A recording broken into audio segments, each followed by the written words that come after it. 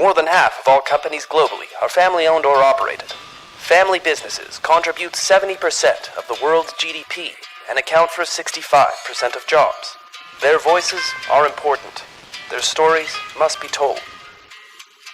Brought to you by the award-winning publication, Tharawat magazine. This is the Family Business Voice with your host, Ramya El-Agami. Mental health and addiction in the family business, the silent threat. The saying goes, success breeds success, but what else can it bring?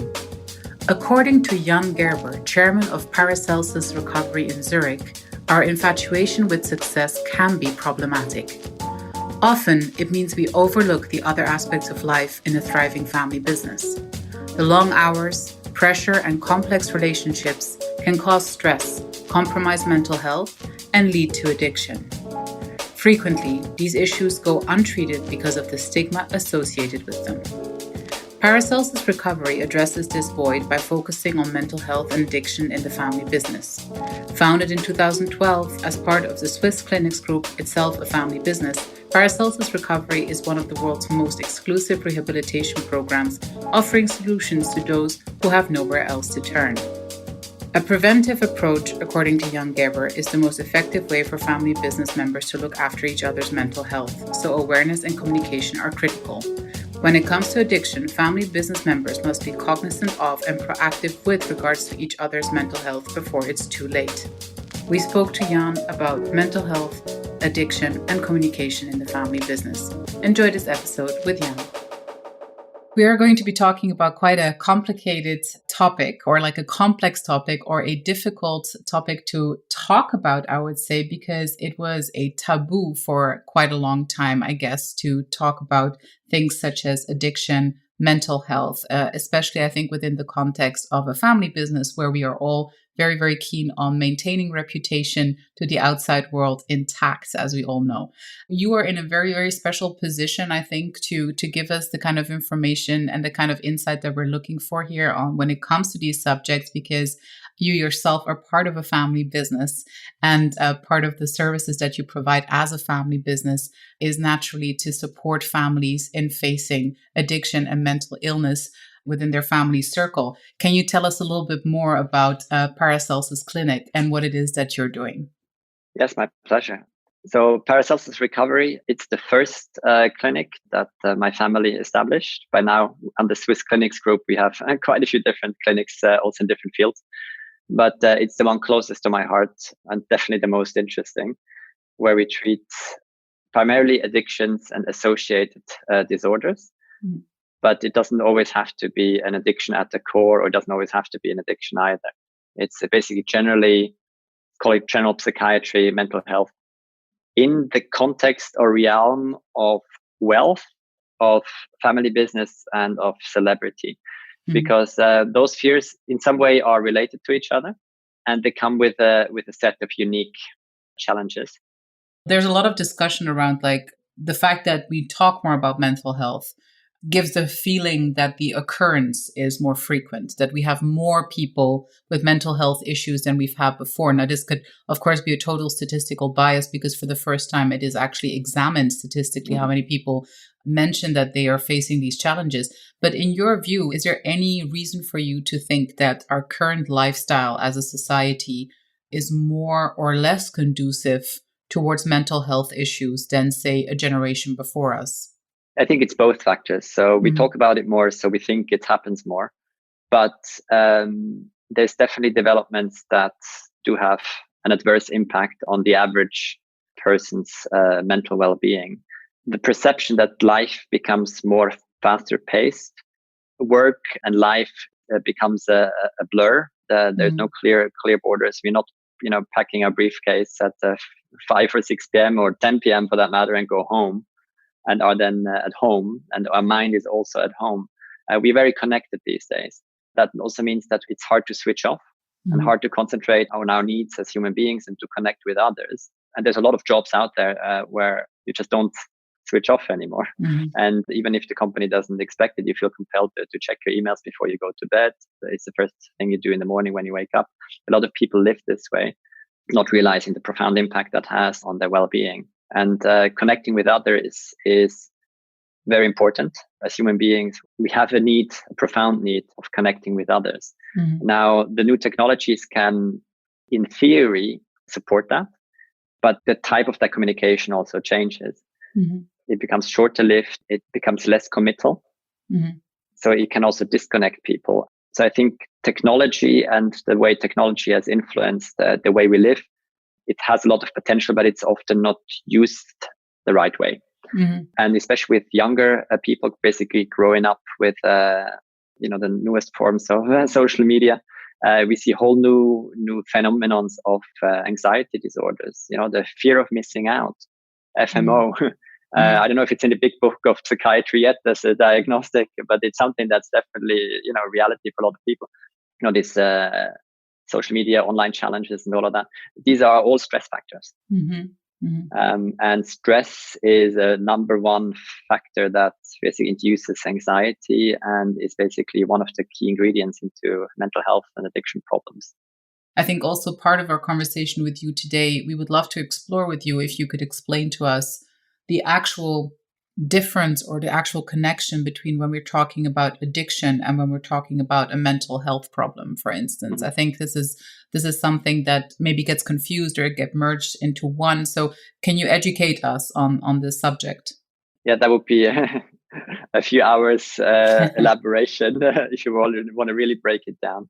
I think the most and foremost thing to understand about addiction is not a phenomenon in its own right. Addiction is always a symptom. It's a symptom of underlying issues. And these underlying issues are often not straightforward either.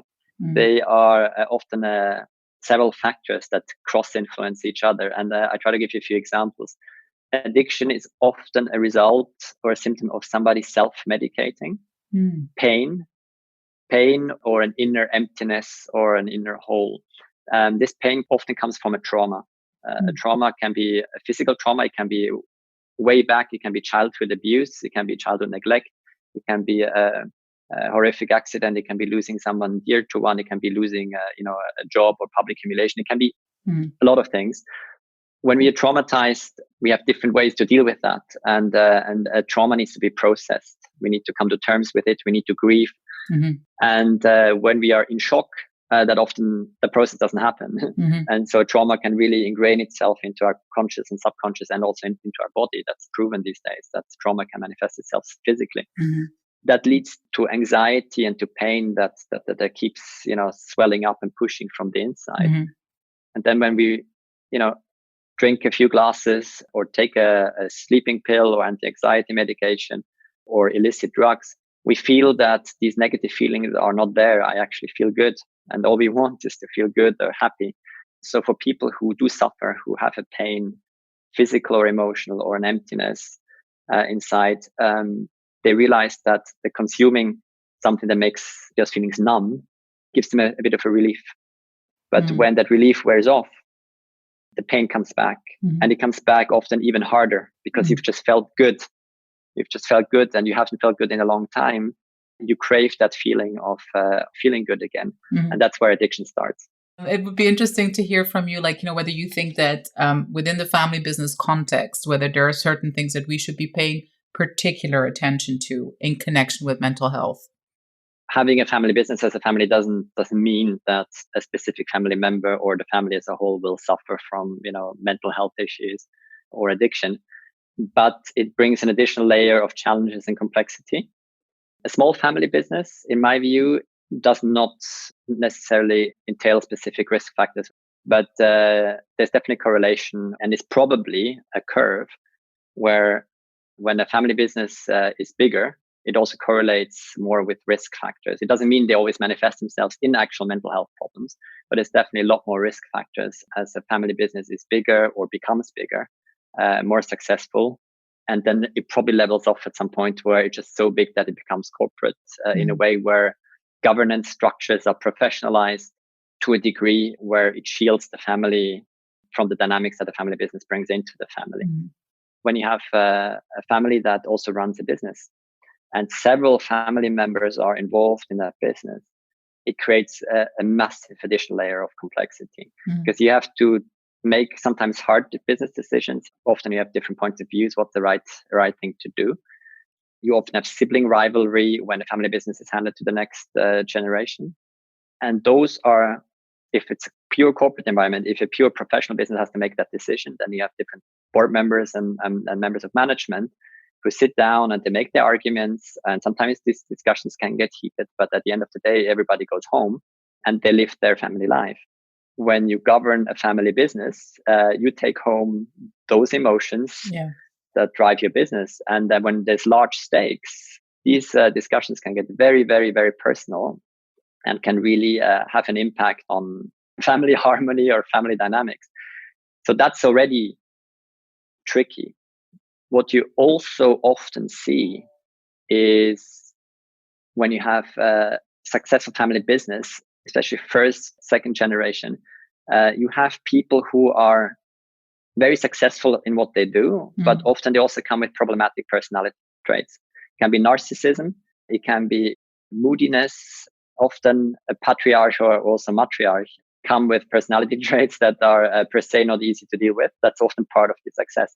So when you have that in the picture as well, and then if that person is a decision maker, then you have again an additional layer of complexity, because then you don't have a rational discourse anymore, but it can get highly emotional, it can get manipulative, it can get really toxic to a degree where, and when we see that, there's a book called Family Wars. You probably have come across it.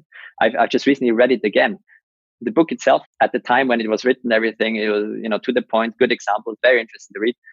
But in my view, it should be rewritten from a mental health perspective, because there's so many mentions or hints at, sometimes explicitly mentioned, that the conflicts of those families is rooted in the personality and brackets personality disorder of certain family members. And it's our view that more often than not, that's actually one of the root reasons when a family, really a business family, gets into major conflict. It's often a mental health issue at the core of it. Well, and that is a difficulty, isn't it? Because the moment it's not just a personality mismatch, or it's not just like a communication breakdown, but you're actually dealing with someone at the other end of the conflict that has an illness. So a mental health problem is something to be taken very seriously, and something to be taken as seriously as any other physical ailment, of course, which is something we're coming to understand today and haven't understood for a very long time. I think a lot of family businesses or family business owners who will read this or will listen to this will feel they recognize situations in their own businesses. They recognize situations that they've experienced, or they recognize themselves in this.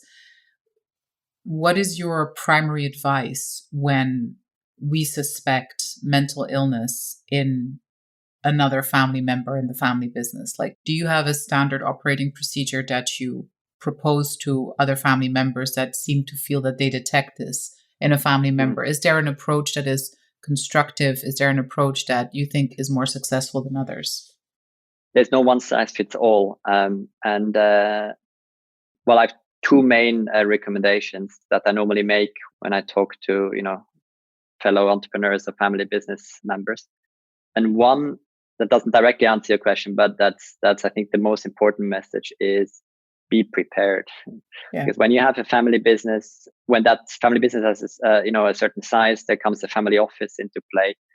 If you are aware that mental health / addiction as a consequence of it, you are at higher risk yourself and as a family, so each family member, than if you were just a member of the average non-family business population.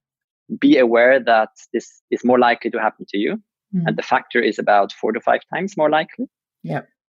Be aware of that, take it seriously, have respect from it, and be prepared. So with a certain size of family business, when there's family offices, it makes sense to get outside advice as a prevention measure. Make sure measures are in place, awareness is in place, that if such a risk factor manifests itself, it's detected early. And there's a clear protocol in place. How do we deal with that? And the protocol can be, we get an external, coach, therapist, interventionist, or mediator rather early than later.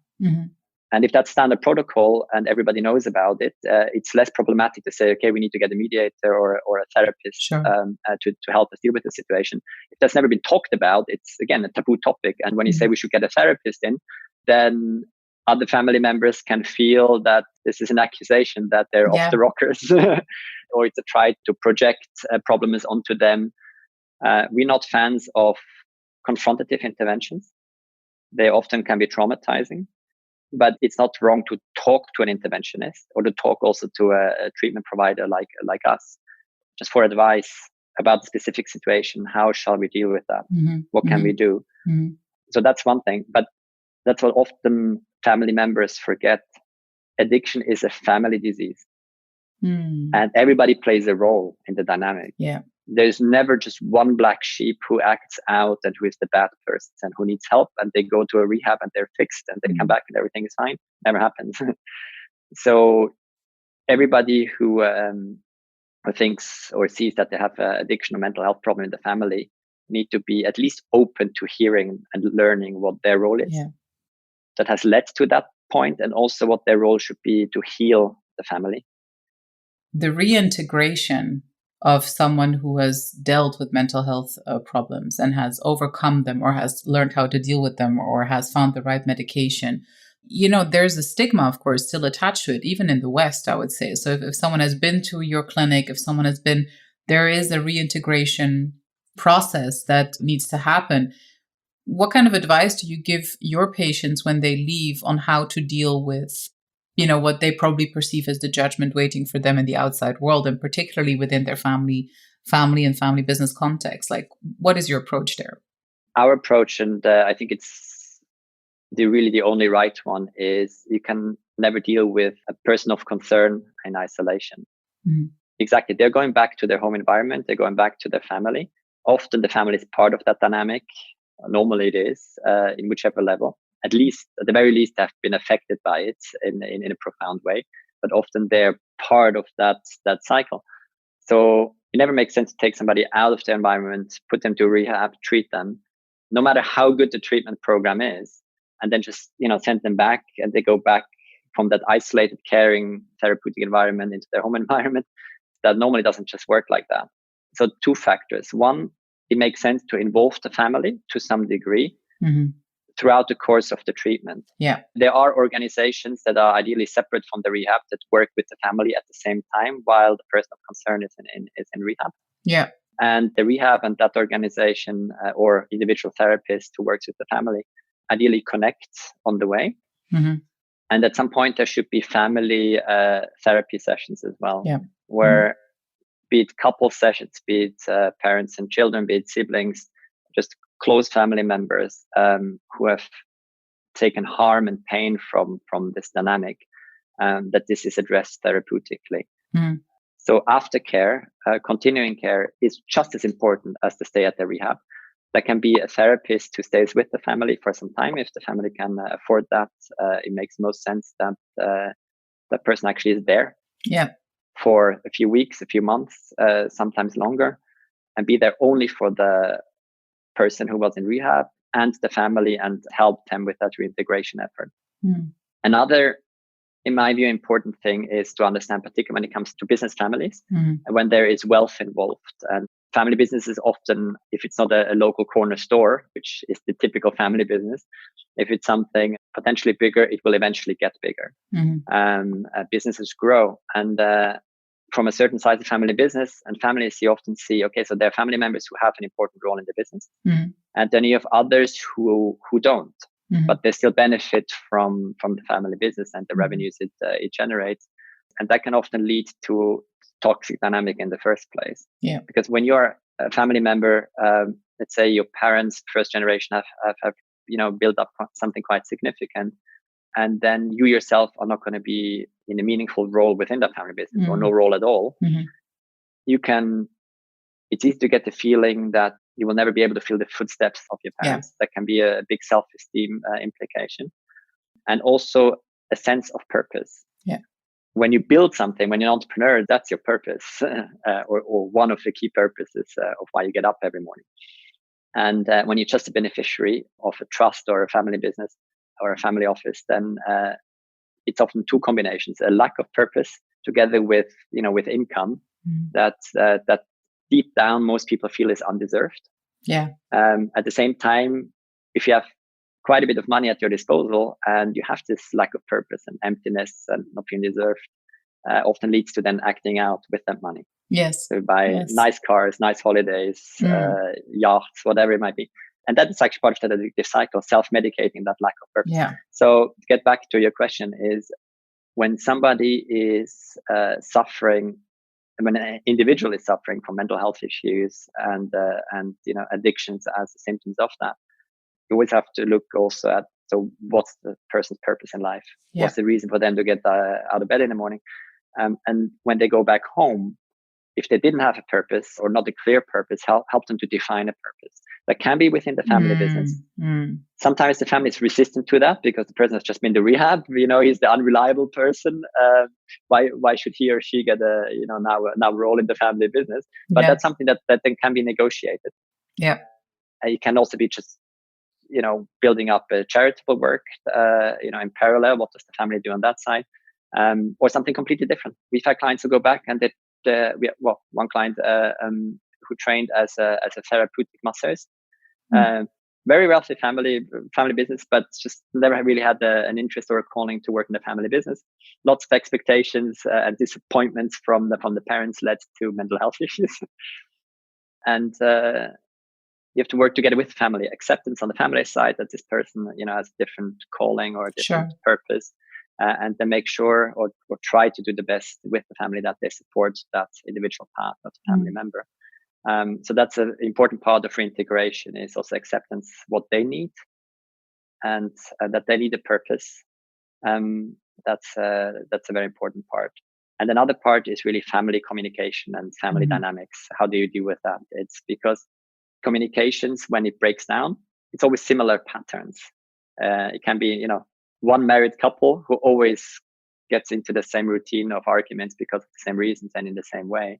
So learning about constructive communication and each and everybody's role to contribute to constructive communication, that's very important too. And often such families also benefit from a coach initially until they learn and internalize new constructive communication patterns, which initially have sometimes even led to actually, a person actually having to go to rehab in the end. So that's all part of the healing process and reintegration. So, Jan, lots of advice and also lots of reminders that there are tools and places and people available today to help us as a third party perspective on these very, very complex issues when they occur in the family business. Thank you infinitely much for sharing your expertise with us today. It's a pleasure. Thank you for listening to the Family Business Voice. Subscribe to our channels now on iTunes, TuneIn, Stitcher, or Spotify to be notified of our weekly episodes.